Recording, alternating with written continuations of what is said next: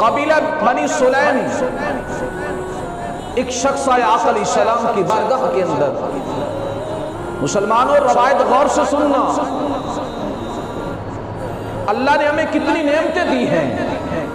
اللہ کی اتنی نعمتیں ہونے کے باوجود بھی ہم اللہ کا شکر ادا نہیں کرتے. اللہ کا شکر ادا نہیں کرتے. قبیلہ بنی سلیم کا شخص آیا حضور کی بارگاہ میں آ کر, مسلمان نہیں تھا,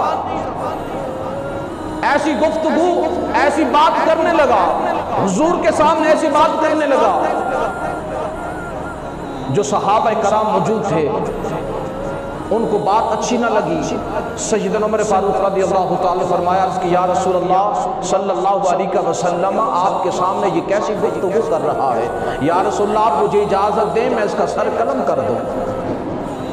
یا رسول اللہ آپ مجھے اجازت دیں میں اس کا سر قلم کر دوں. آقا علیہ السلام نے فرمایا عمر ٹھہر جاؤ. وہ جو شخص آیا ہوا تھا میرے آقا علیہ السلام کی جب گفتگو سنتا ہے, میرے آقا علیہ السلام کی اس لب مبارک سے جب آقا علیہ السلام سے وہ باتیں سنتا ہے, اتنا متاثر ہوا کلمہ پڑھ کے دامن مصطفیٰ کے ساتھ وابستہ ہو جاتا ہے, دامن نبی کے ساتھ لپٹ جاتا ہے. عرض کی یا رسول اللہ صلی اللہ علیہ وسلم میں غریب ہوں, کئی دن ہو گئے ہیں, میرے گھر والے فاقے کے اندر ہیں.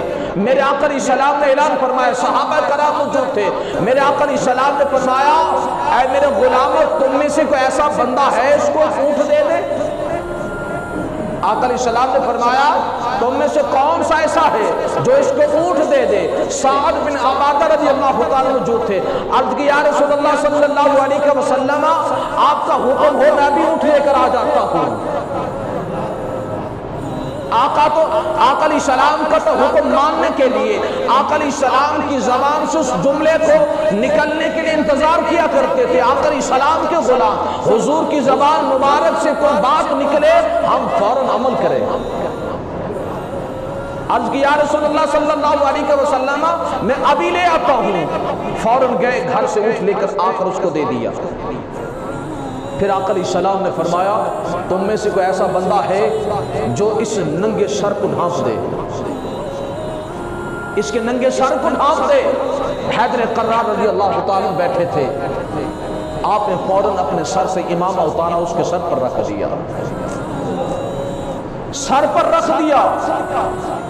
اگلی بات جو ہمارے ایمانوں کو تازہ کرنے والی ہے, جو ہمارے لیے ایک لمحہ فکریہ ہے. کئی دن گزر گئے تھے, مدینے کے اندر فاقہ تھا, کئی دن گزر گئے تھے, مدینے کے اندر حالات فاقہ کشی کے گزر رہے تھے. میرے آقا علیہ السلام نے فرمایا اے میرے غلاموں تم میں سے کوئی ایسا بندہ ہے, تم میں سے کوئی ایسا بندہ ہے جو ان کے بال بچوں گھر والوں کے لیے غلہ دے دے, راشن دے دے. آقا علیہ السلام نے فرمایا ان کو راشن دے دے, غلہ دے دے. کیونکہ صحابہ کرام پر اس وقت فاقہ کشی کے دن گزر رہے تھے.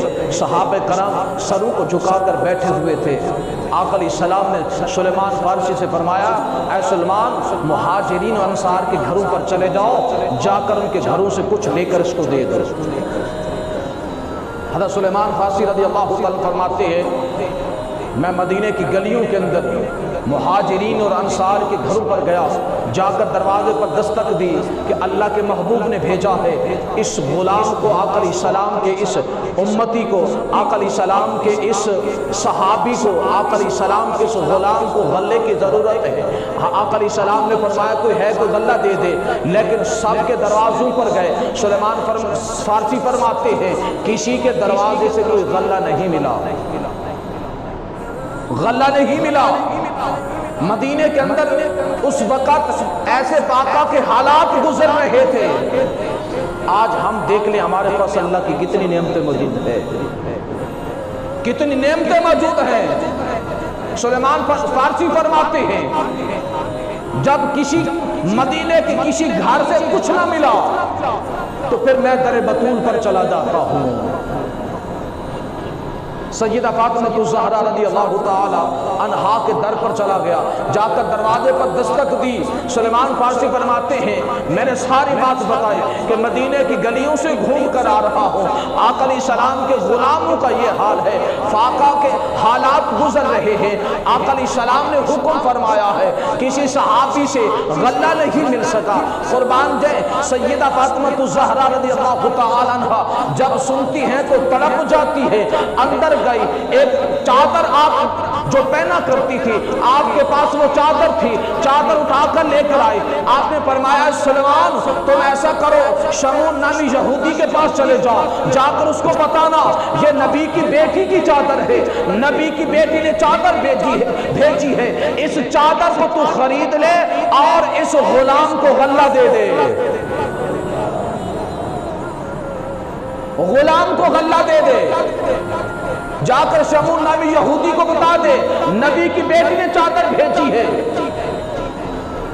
نبیوں کے سردار کی بیٹی نے چادر بھیجی ہے، چادر کو خرید کر جتنا غلہ بنتا ہے اس غلام کو دے دے، میرے آقا علیہ السلام کو غلام کو دے دے۔